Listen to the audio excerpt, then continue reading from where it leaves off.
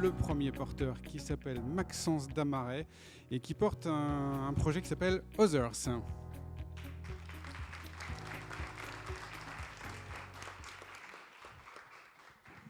Bonsoir Maxence. Bonsoir Olivier, bonsoir tout le monde. Alors, un petit mot d'abord pour te présenter. Tu es,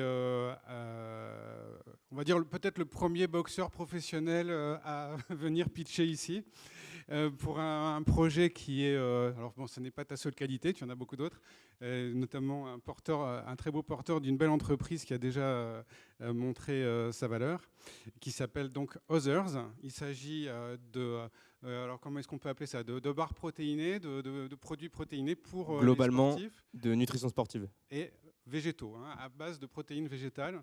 Voilà. Donc un projet qui est accompagné par Heure Alimentaire et Vivalet. Tu as 7 minutes pour nous présenter le projet, puis on échange après. Merci Olivier pour l'intro. Vous connaissez forcément une personne, ou peut-être que vous-même avez déjà consommé des produits hyperprotéinés à base de protéines de lait dans le but d'atteindre un objectif de santé, de bien-être ou de physique, ou même juste améliorer vos performances sportives. Dans ma pratique, j'en ai consommé énormément. Et comme beaucoup, j'en ai subi les conséquences suivantes. Des troubles digestifs. Il faut savoir que 2 personnes sur 3 a des soucis de digestion après avoir consommé des produits à base de protéines de lait. Des nausées. En fait, les protéines de lait sont fabriquées généralement à base de déchets issus de la fabrication de fromage. Et les produits qui en résultent contiennent beaucoup d'édulcorants chimiques, ce qui peut les rendre rapidement écœurants. C'est assez paradoxal quand on repense à l'objectif premier de leur consommation. Mais aujourd'hui, dans une société où le consommateur, où nous sommes de plus en plus responsables de notre consommation, il y a aussi des problèmes éthiques qui viennent se poser. Le premier, c'est que produire 1 kg de protéines de lait, ça émet 9,5 kg de CO2.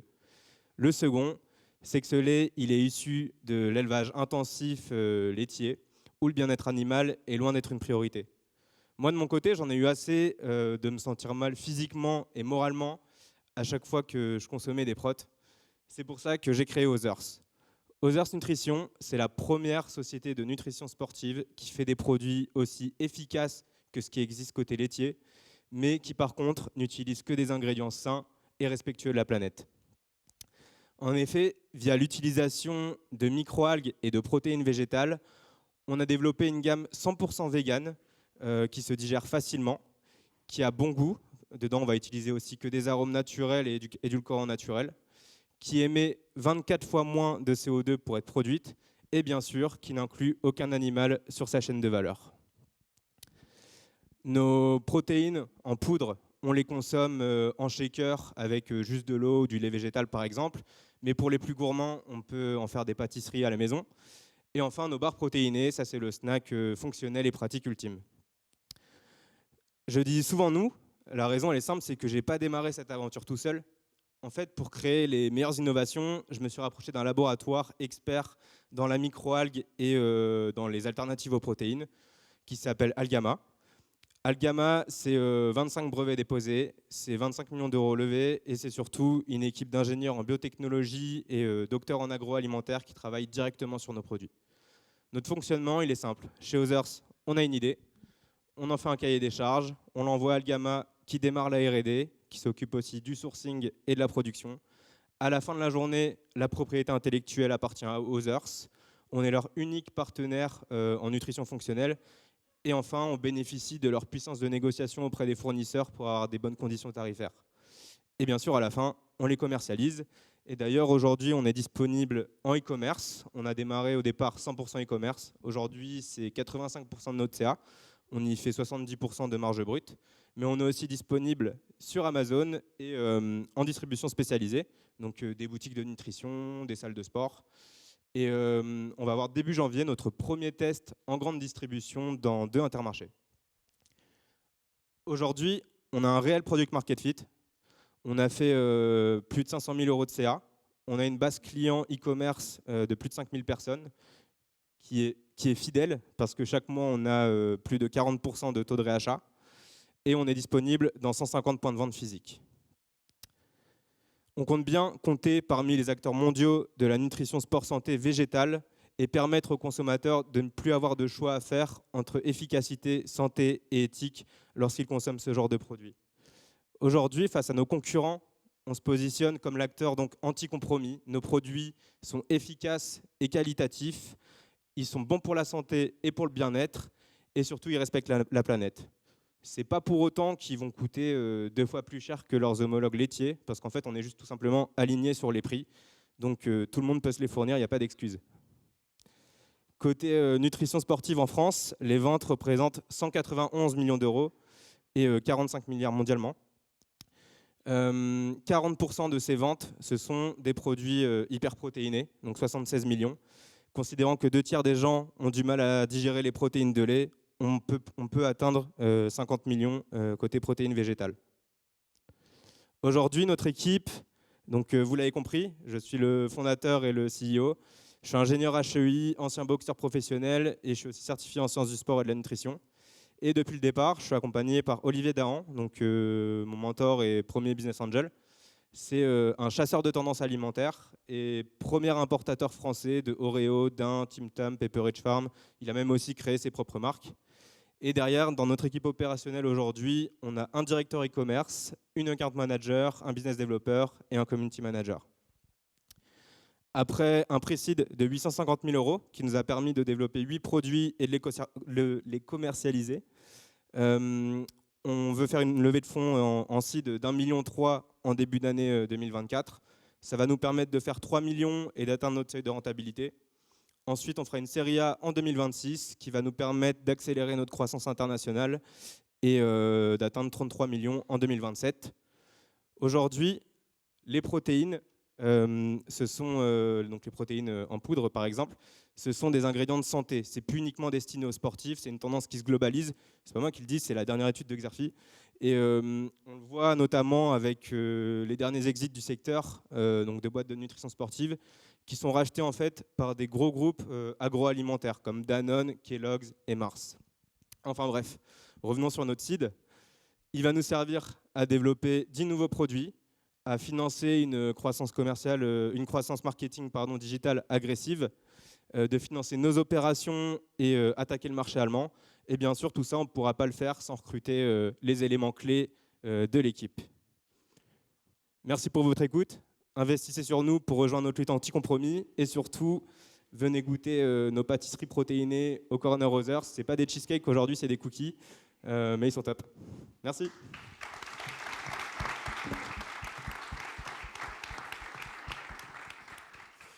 Merci Maxence. Très intéressant. Mais bon, alors ingénieur HEI, c'est pas ingénieur agro. Là, j'ai goûté en avant-première, j'ai eu la chance, je vous suggère de le faire après, un produit à base de spiruline et de noisettes. Bon, comment on arrive à sortir ce type de produit? Qu'est-ce qui a déterminé finalement les 8 premiers produits?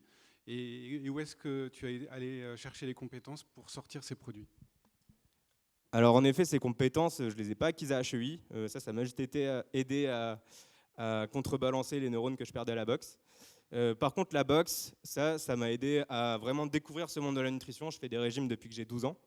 Et globalement, je consomme des produits aussi depuis que j'ai 12 ans. J'ai testé des milliards de trucs sur moi. Et à la fin, j'ai testé mes propres produits. Je ne trouvais pas ce que je voulais. Donc j'ai commencé à me renseigner, à passer des certifications, acheter des matières premières à droite à gauche, faire mes mélanges dans ma cuisine.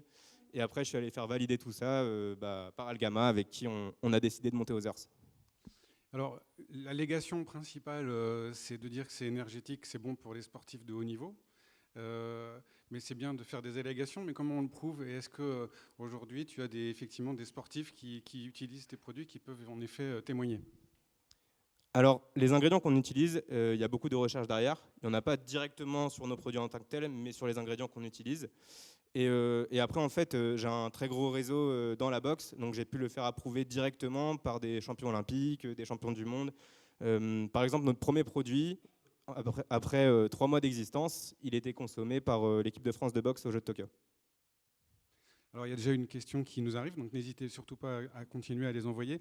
Quel type de sportifs peuvent utiliser vos produits? Est-ce que c'est vraiment pour les sports de combat ou est-ce qu'il y en a d'autres? Et puis, quel est le prix moyen? Et pardon, pas le prix moyen, le panier moyen.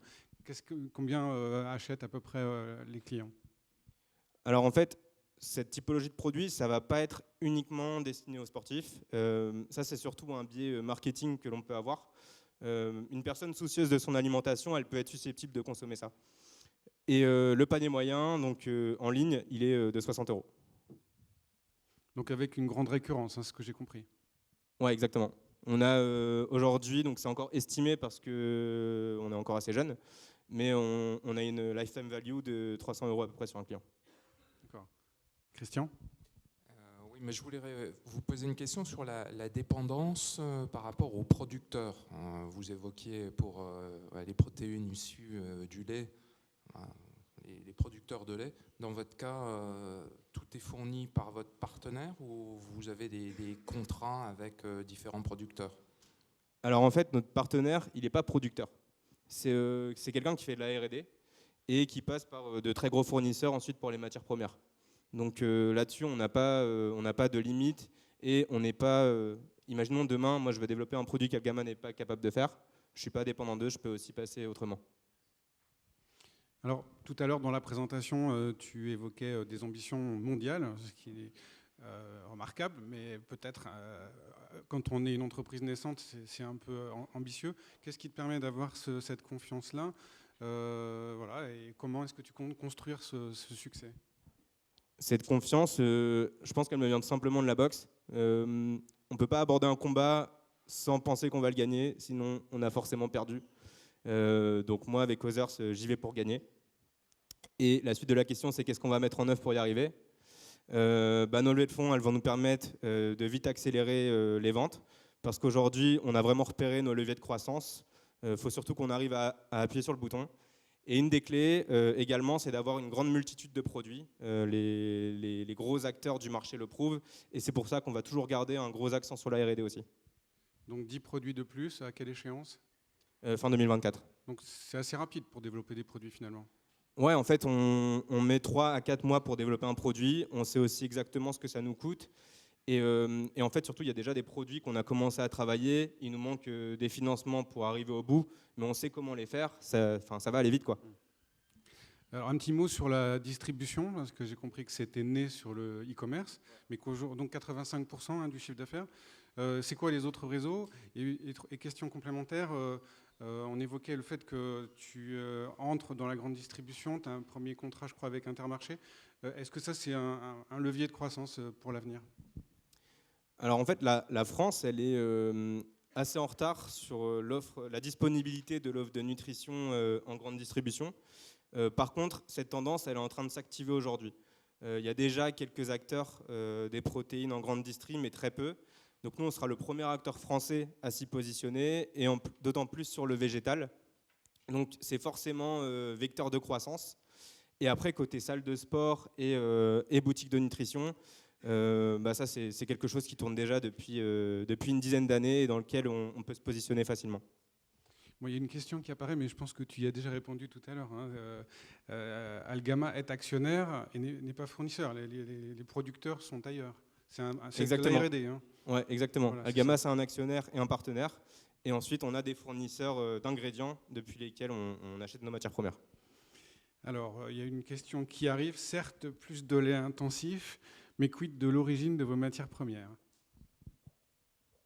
Nos matières premières, c'est du pois, du riz, de la fève. Je n'ai pas trop compris la question.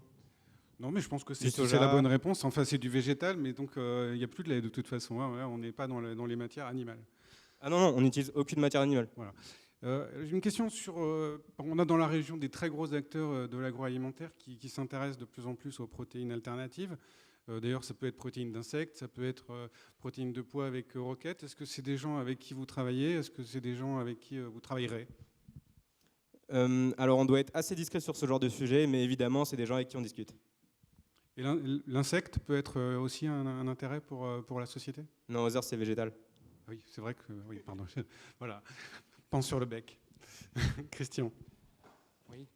Tout à l'heure, tu parlais de l'introduction au sein de la grande distribution via Intermarché. Il y a aussi, alors c'est pas la grande distribution, mais de grandes enseignes spécialisées dans l'équipement sportif, aussi dans la nutrition sportive. Ils ont leur propre marque.